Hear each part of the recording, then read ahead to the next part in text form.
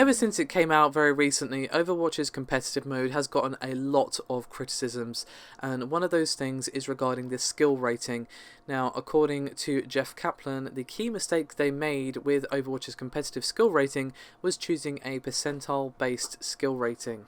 And he basically said that one of the problems of this particular mode is that players feel worse about their rating than they actually should. And he said, quote, "We realised a mistake I think we made was picking the percentile-based system. Ours go 1 through 100. I don't know about you, but I grew up in North America, and anything less than 80 was not good. I didn't want to get in that school if it was less than an 80. I really wanted scores in the 90s, and if I was in the 60, I maybe wasn't even passing.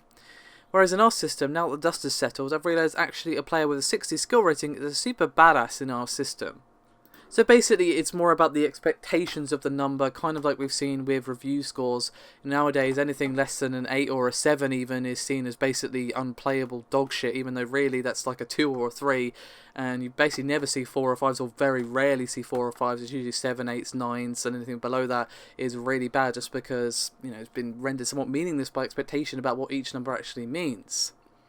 And the same could be applied here to the Overwatch skill rating system. Now, he did go on to say that once the team has resolved some bugs and issues with levers, the rating system will be working as intended. And he said, quote, "Once we really look at our skill rating non-emotionally and we look at the distribution curve of where players are at, it's exactly how we modelled it to be. It's a beautiful bell curve." Now, he gave an example of exactly how this system is actually working, and basically it's the top players in Splitted system are the same ones that are dominating the pro scene, such as, say, TVIQ and Shorefall. And he said, quote, "Those guys are sitting at the top of our system, and so in that regard, I think our system actually did a great job of identifying who the great players were, and it wasn't just based on time investment." So basically what they're going to work on is finding ways to communicate this with players so they feel better about their skill rating and don't freak out as much if it goes up and down over the course of a season. And he said, quote, "I'm not TVIQ, so I'm not going to have an 86 skill rating, so make me feel good about my skill rating. That's what we're working on right now, making players feel better about where they're at." Now, he discussed all of these comments and more in a rather lengthy interview with Kotaku. I suggest you check the link in the description below this video, as there is quite a bit there to do with Overwatch and not to do with Overwatch, so if you want to give it a read, I suggest you do so. It is, as I said, in the description for your perusal.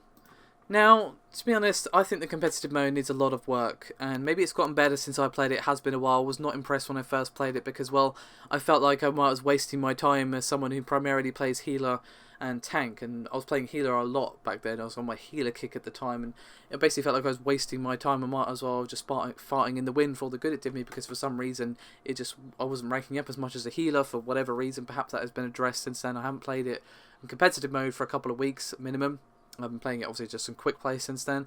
So I'm going to give it another bash before I speak too lengthily on it, because I know it has been updated since then, so I don't want to talk too heavily about that. But from what I've heard, it still needs work, and perhaps this will be one of the issues I need to address, but I feel like this probably isn't the only thing, because that wasn't the only issue that I have had with the competitive mode, and it's definitely not the only issue other people have had with the competitive mode. So again, I'm not going to go too much into that, as I want to play it since it's been updated and see if it's improved any at all for someone, as I said, plays a healer a lot and a tank a lot. And do a video at some point, maybe at the end of the season, to give my overall thoughts on the competitive mode, what they need to change, that sort of thing. But regardless of all that, thank you very much for watching. I'll see you next time.